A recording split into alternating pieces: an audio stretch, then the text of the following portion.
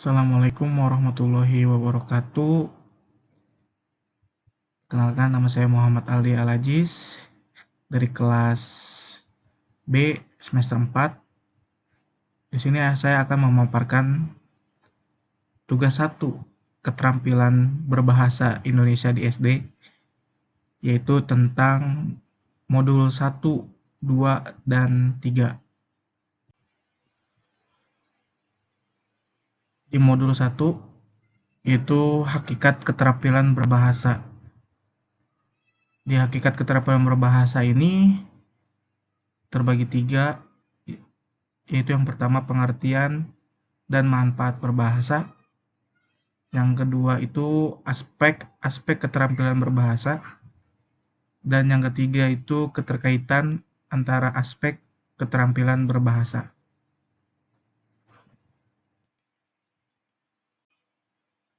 Satu, pengertian dan manfaat keterampilan berbahasa. Komunikasi adalah proses interaksi dalam kehidupan masyarakat berupa kegiatan pengiriman dan penerimaan pesan. Dalam mengirimkan pesan, si pengirim melakukan proses encoding dan mengirimkan pesan kepada si penerima. Sebaliknya, si penerima melakukan proses decoding sehingga pesan yang tersampaikan dapat diterima dengan utuh. Proses pengirim atau encoding ini berurutan.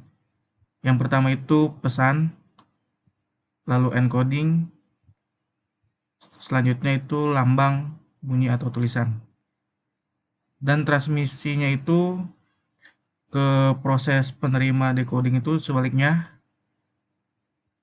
yaitu dimulai dari lambang, bunyi atau tulisan, lalu decoding, lalu pesan. Dilihat dari proses komunikasi di atas, keterampilan berbahasa dapat dikelompokkan menjadi 2 kategori, yakni aspek reseptif dan aspek produktif. Aspek reseptif bersifat penerimaan dan penyerapan, seperti pada kegiatan menyimak dan membaca. Aspek produktif bersifat pengeluaran dan produksian bahasa lisan maupun tertulis, seperti berbicara dan menulis.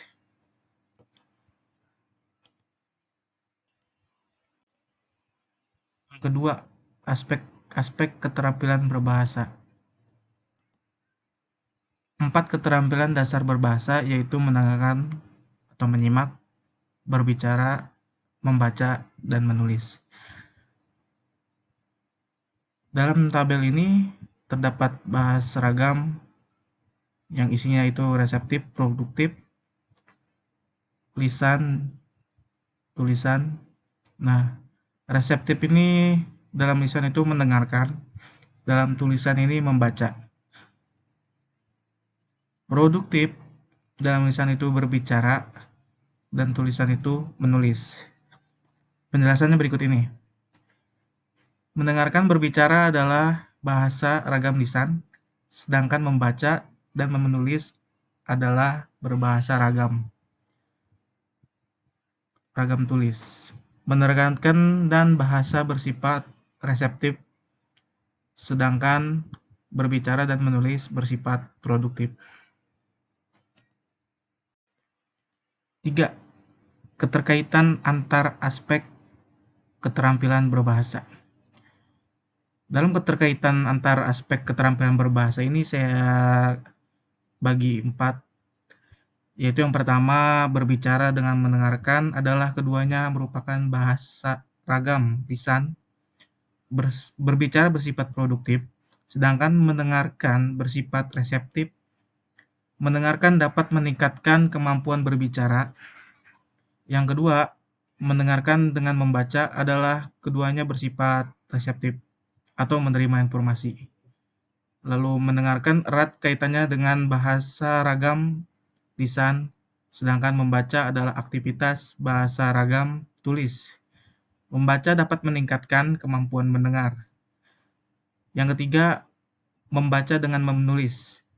Keduanya adalah aktivitas bahasa ragam tulis.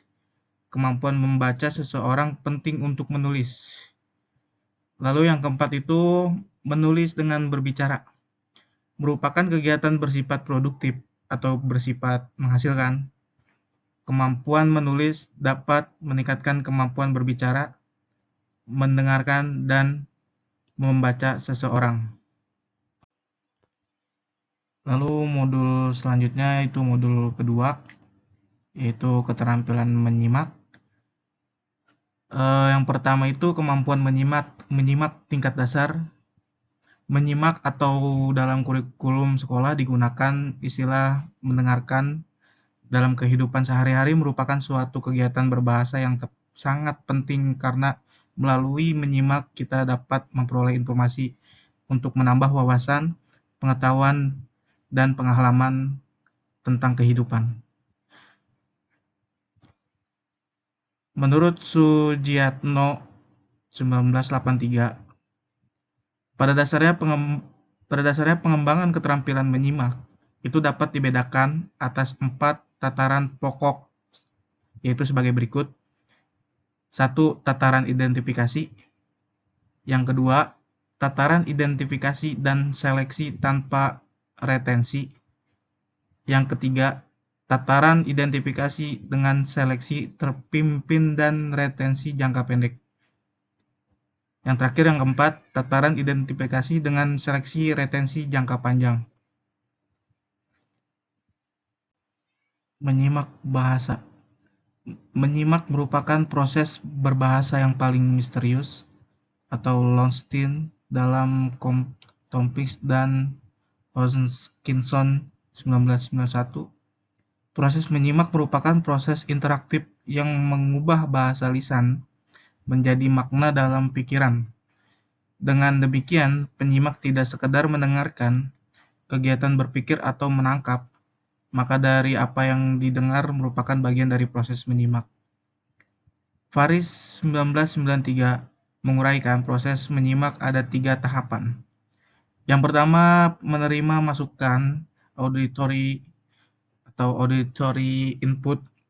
Yang kedua, memperhatikan masukan atau auditory. Yang ketiga, menafsirkan dan berinteraksi dengan masukan auditory. Lalu ada strategi menyimak bahasa. 1. Memusatkan perhatian. Penutur atau pembicara biasanya menggunakan isyarat visual dan verbal untuk menyampaikan pesan dan mengarahkan perhatian penyimak. Yang kedua itu membuat catatan. Membuat catatan dapat membantu aktivitas menyimak karena mendorong berkonsentrasi, menyediakan bahan-bahan untuk mereview, dan dapat membantu mengingat-ingat. Sebelumnya itu ada kemampuan menyimak tingkat dasar. Nah, ini yang untuk kemampuan menyimak tingkat lanjut. Menyimak tingkat lanjut digolongkan ke dalam 3 jenis menyimak, yaitu menyimak kritis adalah kegiatan menyimak yang dilakukan dengan sungguh-sungguh untuk memberikan penilaian secara objektif, menentukan keaslian, kebenaran, dan kelebihan, serta kekurangan-kekurangan bahan simakan. Yang kedua itu menyimak kreatif adalah kegiatan menyimak yang bertujuan untuk mengembangkan daya imajinasi dan kreativitas pembelajar. Lalu yang ketiga itu menyimak eksploratif adalah kegiatan menyimak yang dilakukan dengan penuh perhatian untuk mendapatkan informasi baru. Lanjut ke modul selanjutnya yaitu modul ketiga tentang keterampilan berbicara. 1. Kemampuan dasar dalam kegiatan berbicara. Dalam kemampuan dasar dalam kegiatan berbicara ini saya bagikan 4, yaitu berdialog. Yang pertama, berdialog dapat diartikan sebagai pertukaran pikiran atau pendapat mengenai suatu topik tertentu antara 2 orang atau lebih. Lalu yang kedua itu menyampaikan pengumuman berarti menyampaikan sesuatu hal yang perlu diketahui oleh khalayak ramai. Kegiatan ini dapat diwujudkan dalam bentuk pidato. Lalu yang ketiga ini menyampaikan argumentasi. Salah satu proses komunikasi untuk menyampaikan argumentasi karena harus memperhatikan pendapat, yaitu debat atau argumentasi itu sendiri. Lalu yang terakhir itu keempat itu bercerita. Manfaat bercerita diantaranya itu satu, memberikan hiburan, mengajarkan kebenaran, dan memberikan keteladanan. Kedua, kemampuan lanjutan dalam berbicara. Yang pertama itu musyawarah. Musyawarah mengandung arti perundingan, yaitu membicarakan sesuatu supaya mencapai kata sepakat. Supaya mencapai kata sepakat, dalam suatu musyawarah yang penting adalah kepentingan orang banyak. Setiap orang mensampingkan kepentingan pribadi demi kepentingan umum. Lalu yang kedua itu diskusi. Dalam Haryadi 1981 menjelaskan bahwa diskusi ialah proses perlibatan dua orang atau lebih individu yang berinteraksi secara verbal dan tatap muka, tukar-menukar informasi untuk memecahkan masalah. Lalu yang terakhir itu pidato. Komunikasi lisan khususnya pidato dilakukan dengan cara impromptu